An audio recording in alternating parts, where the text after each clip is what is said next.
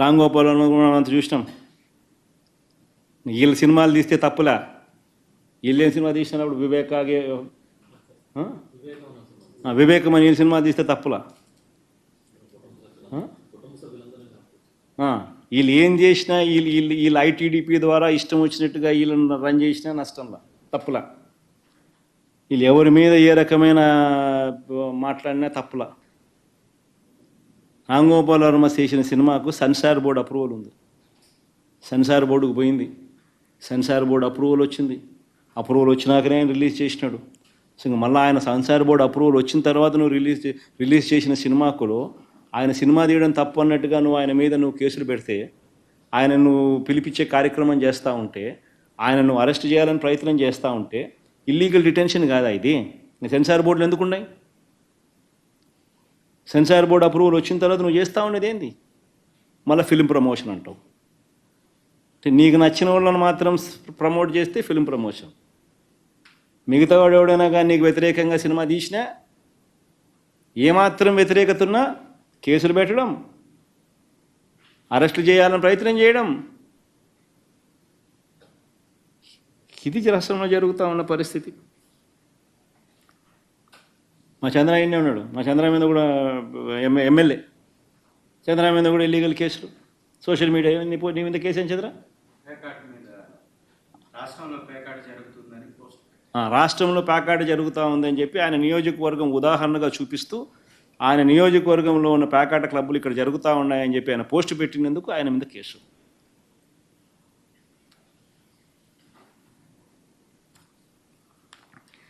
ఇంకో దళిత ఎంపీ మా సురేష్, నందిగాం సురేష్, కేసుల మీద కేసులు. తెలుగుదేశం పార్టీ ఆఫీస్ మీద ఆయన దాడి చేసినాడు. ఆయన పాపం ఆయన దాడి చేయలే, పాపం ఆయన ఫోన్ కూడా పోలే, ఆయన ఊళ్ళో కూడా లేడప్పుడు. వేసినారు 60 రోజులు 70 రోజుల పైనైంది.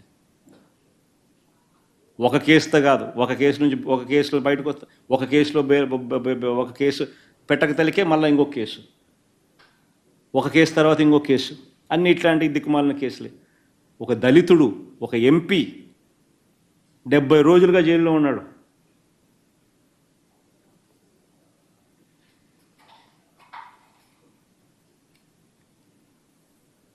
ఇంకొక దళిత ఎమ్మెల్యే చంద్ర, ఇంకో దళిత ఎమ్మెల్యే తనకు నియోజకవర్గంలో ప్యాకాట జరుగుతూ ఉంది, పలానా చోట జరుగుతూ ఉందని చెప్పినందుకు కేసు. ఇంకొక దళిత ఎమ్మెల్యే 8 కేసులు, ప్రశ్నించినందుకు 8 కేసులు. మాజీ మంత్రుల మీద కేసులు, కొడాలి నాని, అంబటి రాంబాబు, రోజా.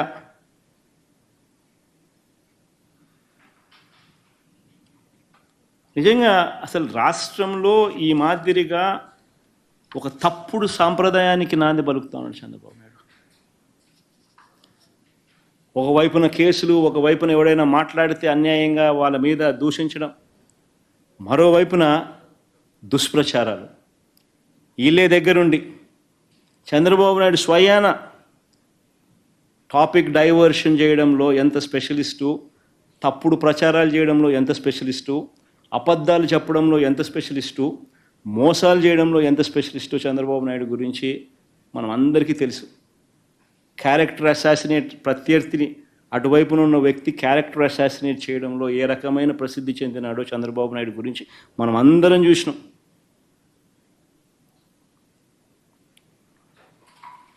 లక్ష్మీ పార్వతితో మొదలుపెట్టుకుంటే నా వరకు క్యారెక్టర్ అసాసినేట్ చేయడం కానీ, డైవర్షన్ పాలిటిక్స్లో తిరుపతి లడ్డు దగ్గర నుంచి మొదలు పెడితే ఎన్నికలకు ముందు ల్యాండ్ రిఫార్మ్స్ యాక్ట్ మీద, ల్యాండ్ టైటిలింగ్ యాక్ట్ మీద,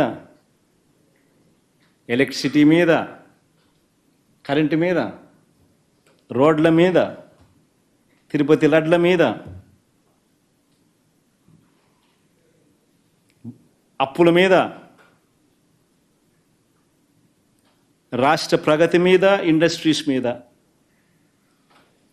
పారిశ్రామికవేత్తల మీద, ఇవన్నీ కాక తల్లి చెల్లి అంటూ నా కుటుంబాన్ని ఎక్కడ పడితే అక్కడ ఇదే చంద్రబాబు మాట్లాడుతూ ఉన్నాడు. ఆశ్చర్యం నిజంగా అడుగుతా ఉన్నా. ఇదే మరి చంద్రబాబు నేను సూటిగా చంద్రబాబు నాయుడు అడుగుతా ఉన్నా, అయ్యా నీకు కుటుంబాలు ఉన్నాయి, నాకు మా కుటుంబంలో విభేదాలు ఉండొచ్చు, కానీ నువ్వు పెట్టే పోస్టులు కానీ నువ్వు చేసే క్రూరమైన రాజకీయాలు కానీ ఎవడు చేయడు, ఒక్క నీలాంటి దుర్మార్గుడు అయితే తప్ప. ఇదే చంద్రబాబు నాయుడు అడుగుతాను నేను. చంద్రబాబు నాయుడు గారు ప్రతిపక్షంలో ఉన్నప్పుడు, నేను ముఖ్యమంత్రిగా ఉన్నప్పుడు, ఇదే చంద్రబాబు నాయుడు గారు తన ఆఫీస్లో, టీడీపీ ఆఫీస్లో తన అఫీషియల్ స్పోక్స్మెన్తో ముఖ్యమంత్రిగా ఉన్న నన్ను ఏమని తిట్టించాడు? బోసిడీకి అని తిట్టించాడు. ధర్మమేనా? ఇదే సత్యధర్మ చంద్రబాబు నాయుడు నా చెల్లెల మీద షర్మిల మీద, ఇదే చంద్రబాబు నాయుడు హైదరాబాద్ జూబ్లీ హిల్స్ రోడ్ నెంబర్ 36లో ఈయన బావమరిది బాలకృష్ణ, లోకేష్ మామ, ఈయన సొంత టవర్ ఎన్బీకే బిల్డింగ్స్ నుంచి వెబ్సైట్లలో తప్పుడు రాతలు రాయించి ప్రచారం గతంలో చేయలేదా? పోలీసులు హైదరాబాదులో పోలీసులు దర్యాప్తులో ఇది తేలలేదా?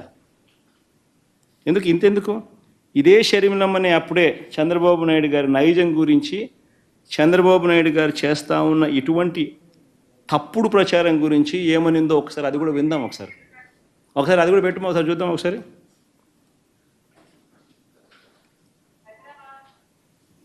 వినండి, బాగా ఇంట్రెస్టింగ్ ఉంటుంది. సౌండ్ బాగా పెట్టుమా.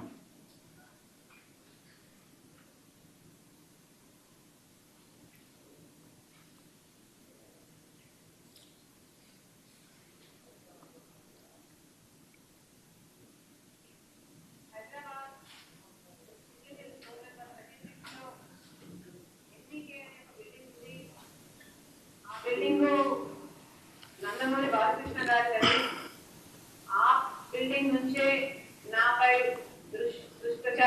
దుష్ప్రచారం జరిగిందని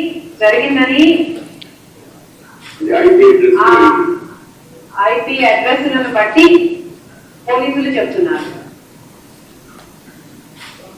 బాలకృష్ణ గారి బిల్డింగ్ నుండి జరిగింది ఒకటైతే, ఈ సైట్లన్నీ, ఈ వెబ్సైట్ అయినా యూట్యూబ్ అయినా, ఈ సైట్లన్నీ ప్రో టీడీపీ అంటే టీడీపీని ప్రమోట్ చేసేది, ప్రత్యర్థుల్ని కించపరిచేది. సో ఈ పోస్టింగ్లన్నీ బాలకృష్ణ గారి బిల్డింగ్ నుంచి ప్రో టీడీపీ సైట్ల నుంచి జరిగాయి అంటే బాలకృష్ణ గారికి దీంతో సంబంధం లేదు అని నేను ఎలా అనుకోను.